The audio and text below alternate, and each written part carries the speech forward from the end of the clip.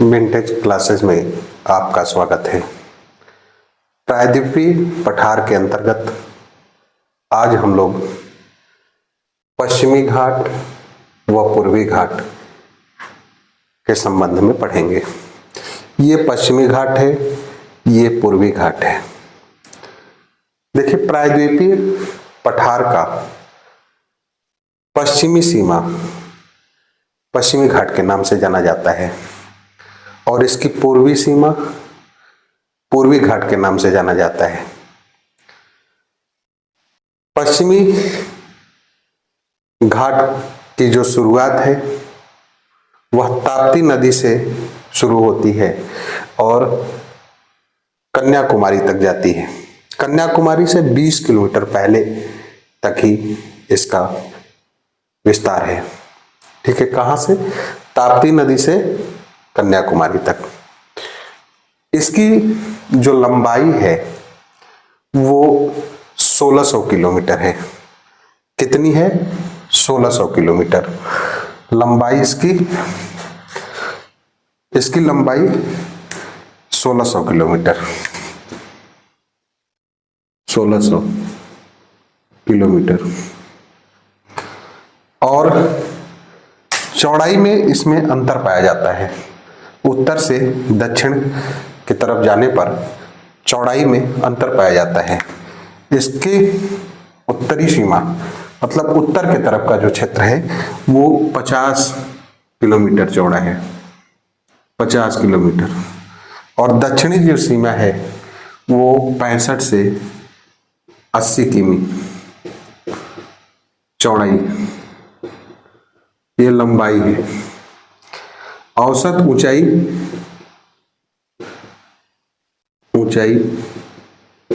1200 metre है। इसकी औसत ऊंचाई देखा जाए तो कितना है? 1200 मीटर है। देखिए, यदि इसको देखा जाए पश्चिमी घाट की पहाड़ी कहते हैं, लेकिन वास्तव में यह पहाड़ी नहीं है, बल्कि ये प्रायद्वीपीय पठार का ये कगार है। ये जो है इसे भ्रंश कगार कहते हैं। भ्रंश कगार, इसकी उत्पत्ति कैसे हुई कि जब यह जो प्रायद्वीपीय पठार है वो गोंडवाना लैंड का भाग है और यह अफ्रीका से सटा हुआ था। और जब यह अफ्रीका से टूटा, एक भ्रंश मतलब एक दरार होती है। अफ्रीका में एक दरार पड़ी और वह दरार उत्तर पूर्व की तरफ बढ़ने लगी और वो जो दरार का किनारा है उसी को कगार कहते हैं, भ्रंश कगार। तो ये पठार के रूप में है। जैसे ही देखा जाए तो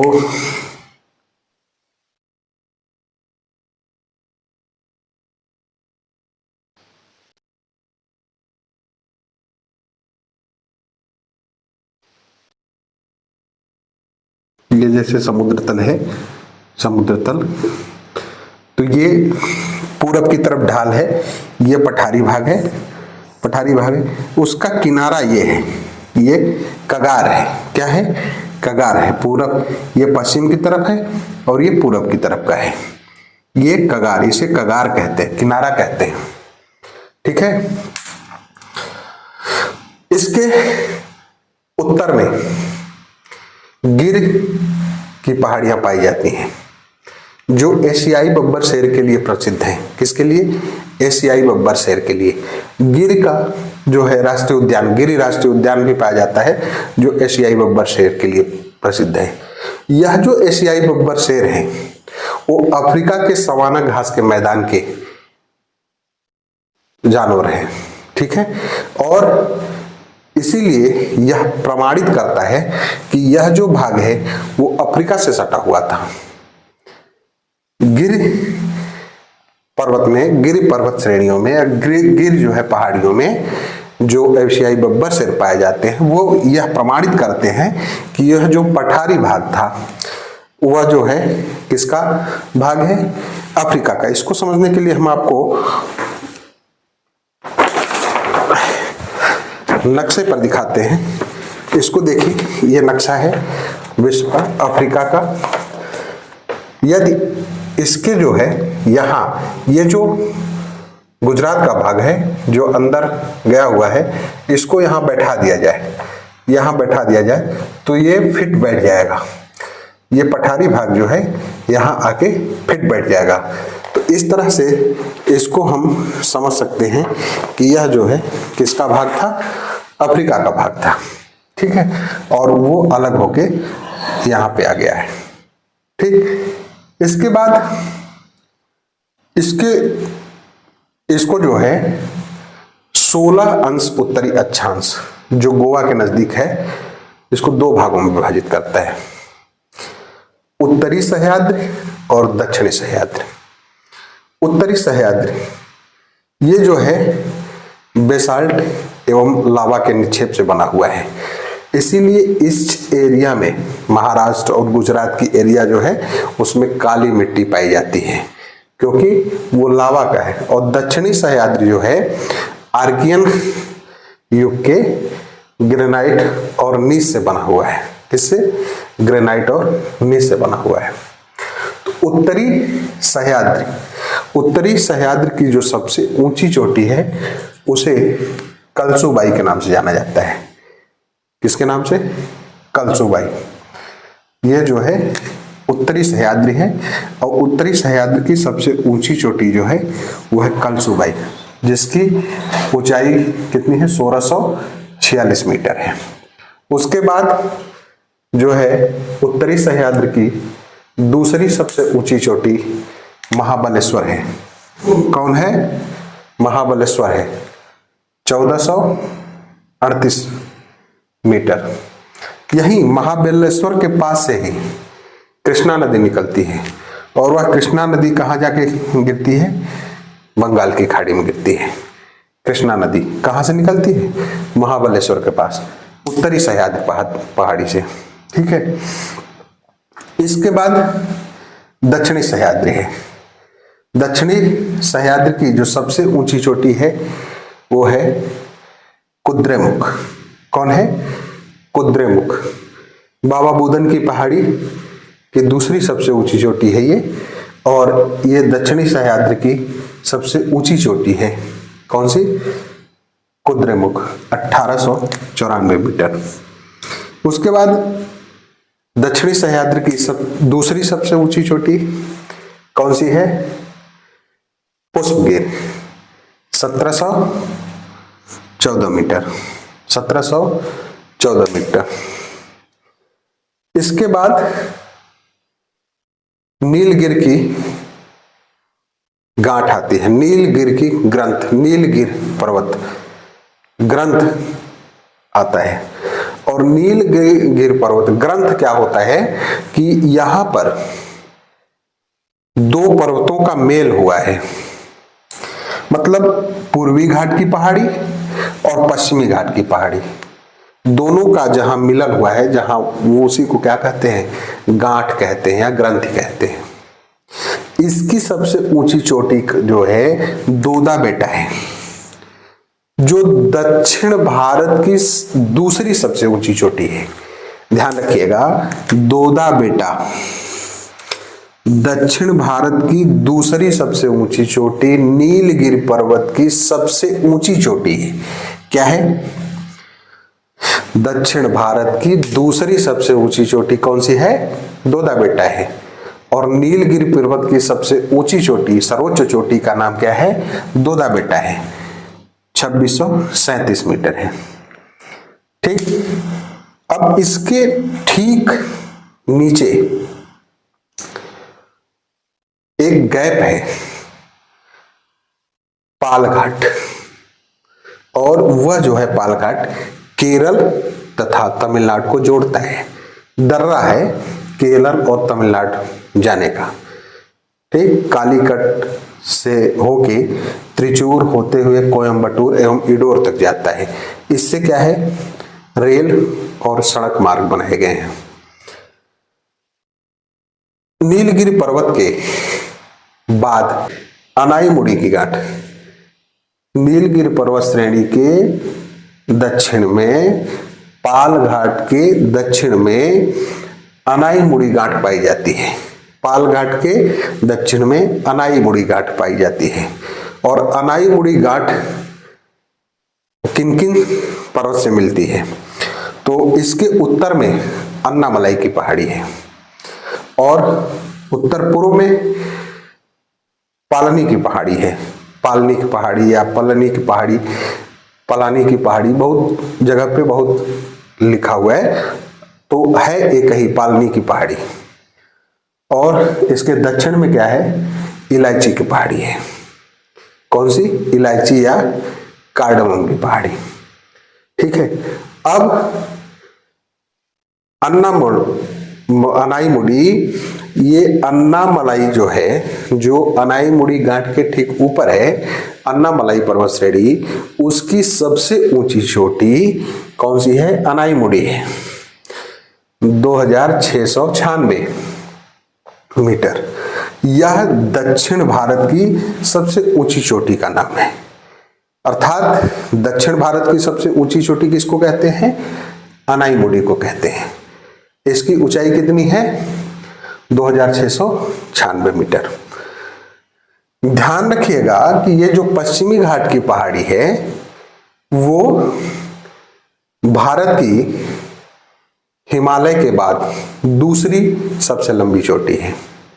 लेकिन यदि पूर्ण रूप से भारतीय क्षेत्र में देखा जाए, क्योंकि हिमालय का जो विस्तार है वो पूरी तरह से भारत में ही नहीं है, वो नेपाल में भी है, इधर भूटान में भी है, ठीक, तिब्बत में भी है, चीन में भी है।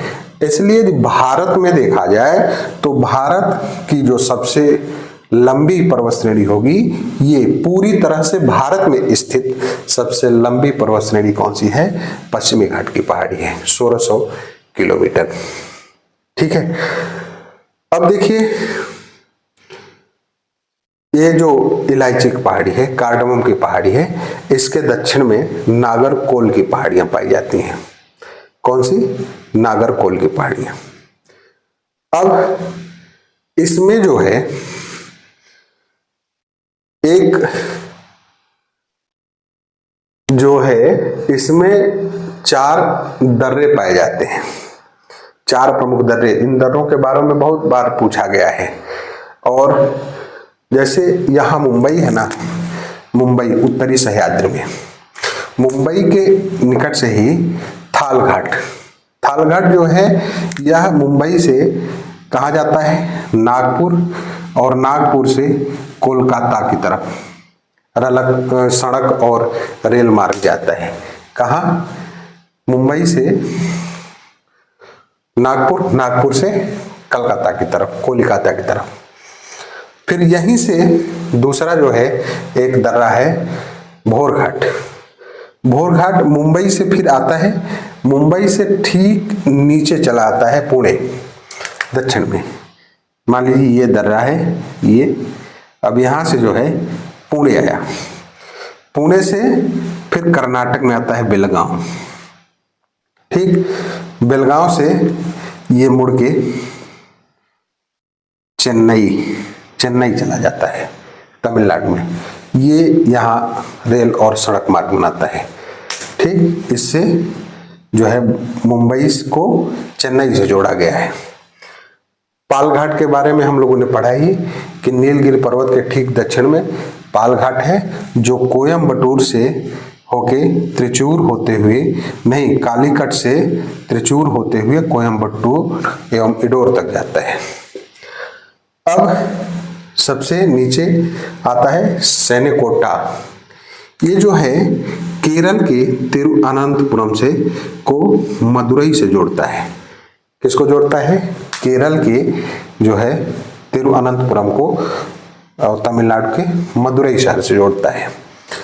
अब हम लोग आते हैं पूर्वी घाट की पहाड़ी की तरफ। पूर्वी घाट की जो पहाड़ी है, इसकी आप विशेषता देखिए तो यह क्या है? कटी छटी है। ये निरंतरता इसमें नहीं है। पश्चिमी घाट की पहाड़ी में क्या है? निरंतरता है, कहीं कहीं दर्रे पाए जाते हैं, लेकिन ये जो है कटा छटा हुआ पहाड़ी क्षेत्र है। इसका कारण क्या है कि ये जो प्रायद्वीपीय पठार है इसका ढाल किधर है, पूरब की तरफ है, और पूरब की तरफ जो इसमें नदियां बहती हैं वो पूरब की तरफ बहती हैं, और पूरब तरफ जाके यह पूर्वी घाट की पहाड़ी को काट देती हैं, जिससे ये कटी छटी पहाड़ियां बन जाती हैं। ठीक है, इसकी जो लंबाई है वह महानदी से लेके नीलगिरि पर्वत तक, इसका जो विस्तार है महानदी से कहाँ है, नीलगिरि पर्वत, महानदी से नीलगिरि तक, नीलगिरि की गांठ है यहाँ, वहां तक है। कितना है, 1300 किलोमीटर, कुल 1300 किलोमीटर। इसकी जो औसत ऊंचाई है वो 615 किलोमीटर 615 मीटर है। ठीक, इसकी औसत चौड़ाई क्या है कि उत्तर की तरफ 190 किमी है, और दक्षिण की तरफ जाने पर ये जो है 75 मीटर, मतलब नीचे जाने पर इसकी चौड़ाई क्या होती है, कम हो जाती है।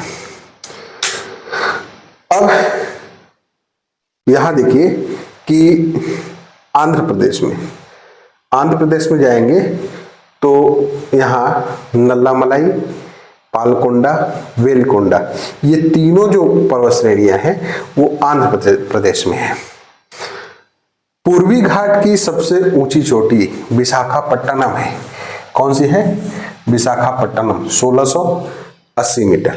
कितनी है, 1680 मीटर ऊंची है। और इसकी जो है दूसरी सबसे ऊंची चोटी महेंद्रगिरी है। ठीक, महेंद्रगिरी 1501 मीटर। अब देखिए यहां पर ये जो दक्षिण की तरफ से हम उत्तर की तरफ चलेंगे तो यहां देखिए, यहां कहा जो अनाईमुड़ी घाट है, यहाँ पालनी की पहाड़ी है जो तमिलनाडु में है। यहाँ कोडाईकनाल एक पर्यटक स्थल है, एक स्वास्थ्यवर्धक स्थान है जो घूमने लायक है। यहाँ देखिए नीलगिरि पर्वत पर, अभी एक चीज छूट गया था कि नीलगिरि पर्वत पर ही ऊटी है। ऊटी तमिलनाडु में ऊटी स्थान है जो एक हिल स्टेशन है। ठीक, यहीं पर केरल में नीलगिरि पर्वत पर ही केरल की साइलेंट वैली घाटी है, साइलेंट वैली है, साइलेंट घाटी है, शांत घाटी है। ठीक है, तो कभी कभी पूछता है कि साइलेंट वैली कहाँ स्थित है, तो नीलगिरि पहाड़ी पर। किस राज्य में, केरल में। ठीक है, और ऊटी जो है तमिलनाडु में स्थित है। कहाँ है, तमिलनाडु में। तो ऐसे ही पालनी पहाड़ी के दक्षिण में, ठीक दक्षिण में, यहाँ देखिए ये पालनी पहाड़ी है और इसके ठीक दक्षिण में क्या है, ये है कोडाईकनाल, एक पर्यटक स्थल है। इसका हम लोग क्रम देखते हैं, पंचमलाई, शिवराय की पहाड़ी, जवादी की पहाड़ी, वेलिकोंडा, पालकोंडा, नल्लामलाई, फिर महेंद्रगिरी। ये जो है क्रम बना हुआ है। कभी कभी क्रम पूछ लेता है। यह भी देखिए एक कगार ही है, लेकिन कटा फटा कगार है। और यहां देखिए एक नदी है, पेन्नार नदी, पेन्नार नदी और कृष्णा नदी, इसके बीच में मेलागिरी श्रेणी है। और ये इस एरिया में सागौन एवं चंदन के पेड़ बहुतायत मात्रा में पाए जाते हैं, प्रसिद्ध है। ये मेलागिरी जो पर्वत श्रेणी है वो चंदन के लिए प्रसिद्ध है। किसके लिए, चंदन के लिए। पूर्वी घाट पर जो है ये पेन्नार और कृष्णा नदी के बीच में। कहाँ, पेन्नार और कृष्णा नदी के बीच में। ठीक, कावेरी नदी पुष्पगिरी के आसपास से निकलती है। पुष्पगिरी जो है ये दक्षिणी सह्याद्री की जो दूसरी सबसे ऊंची चोटी घाटी है वहां से निकलती है। तो इस तरह से हम लोगों का ये पश्चिमी घाट और ये पूर्वी घाट दोनों छोर के संबंध में, दोनों कगार के संबंध में हम लोगों ने आज पढ़ा है, और इससे जो प्रश्न पूछे जाते हैं लगभग यही स्थान पूछे जाते हैं। कहाँ स्थित है, किस पर्वत श्रेणी का भाग है, सबसे ऊंची चोटी में बताइए, सबसे दक्षिणी पर्वत श्रेणी बताइए।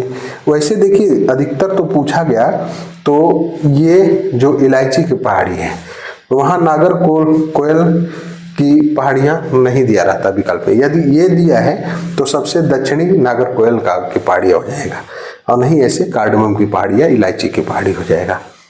ठीक है, इस तरह से ये इसी में देखिए पाल घाट है, हरिश्चंद्र घाट है, जिसको हम लोगों ने महाराष्ट्र के पठार में भी पढ़ा है। तो इस तरह से जो प्रायद्वीपीय पठार का भाग है, जिसको हम लोगों ने 2-3 पार्ट में देखा है, और सारे पार्टों को यदि क्रमबद्ध रूप से देखा जाए तो हमें जो प्रायद्वीपीय पठार है उसके संबंध में पूरी जानकारी प्राप्त हो जाती है। और धीरे धीरे करके एक एक करके ये सब सारी चीजें नक्शे पर प्रैक्टिस करने से ही आएंगी, और जितना ही प्रैक्टिस किया जाएगा उतना ही ठोस आपका ज्ञान होता जाएगा, और भ्रम में नहीं होंगे, परीक्षा में भ्रमित नहीं होंगे। और नहीं तो इतना घाच पाच है कि भ्रमित होना स्वाभाविक है।